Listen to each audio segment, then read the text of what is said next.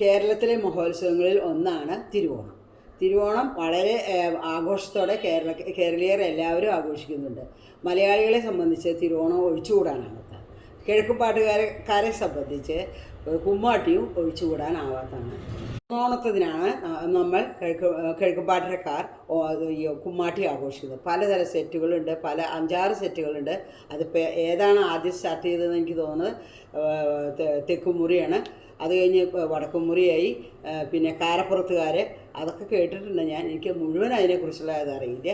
പല ആൾക്കാരും അത് ആഘോഷിക്കുന്നുണ്ട്, പല സൈഡുകാരും. ഈ കുമ്മാട്ടി എന്ന് പറഞ്ഞാൽ അതായത് പുല്ലുകൾ, പർപ്പിടക പുല്ല് എന്നാണ് ഈ പുല്ലിൻ്റെ പ്രത്യേകിച്ചുള്ള പേര്. ആ പേരിൽ ഉള്ള പുല്ല് ആലപ്പുഴയിൽ നിന്നോ പാലക്കാട് നിന്നാണോ ഇപ്പോൾ മേടിച്ചുകൊണ്ടിരുന്നതെന്ന് അറിയണു.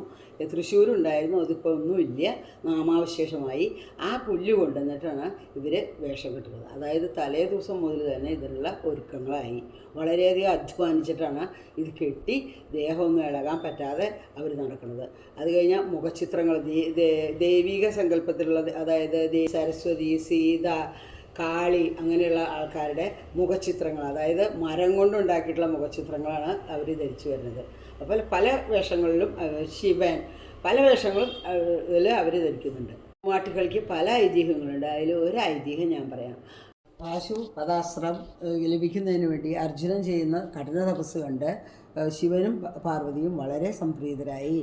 ശിവനും പാർവതിയും കിരാതവേഷത്തിൽ അർജുനനെ അനുഗ്രഹിക്കാൻ വേണ്ടി വരുമ്പോൾ കൂടെ ഭൂതഗണാന്തങ്ങളും പുറപ്പെട്ടു. ഭൂതഗണാന്തങ്ങൾ കിരാതവേഷത്തിലാണ് വന്നത്. അവർ കളിച്ചും ആർത്തും അമ്പുകൊട്ടിയും വില്ലടിച്ചും അങ്ങനെ കളിച്ച് ആർത്ത് ഉല്ലസിച്ചു വന്നു. ഇത് കണ്ട് പാർവതി വളരെ സന്തോഷവതിയായി. അവർക്ക് പല സമ്മാനങ്ങളും കൊടുത്തു. കാലങ്ങൾക്ക് ശേഷം പരശുരാമൻ്റെ അപേക്ഷ പ്രകാരം ഇവനും പാർവതിയും തൃശ്ശൂർപേരൂരിൽ എഴുന്നള്ളി ഭക്തജനങ്ങളെ അനുഗ്രഹിച്ചു.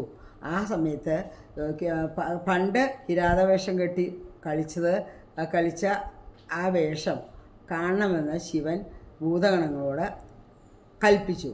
അപ്പോൾ ഭൂതഗണങ്ങൾ കിരാതവേഷം കെട്ടി ആടി. അതാണ് കുമ്മാട്ടി എന്നാണ് ഐതിഹ്യം. ആ ഐതിഹ്യമാണ് അതുകൊണ്ടാണ് നമ്മളെ കിഴക്കുപാട്ടുകരയിൽ ഇപ്പോഴും ഈ കുമ്മാട്ടി ആഘോഷിക്കുന്നത്.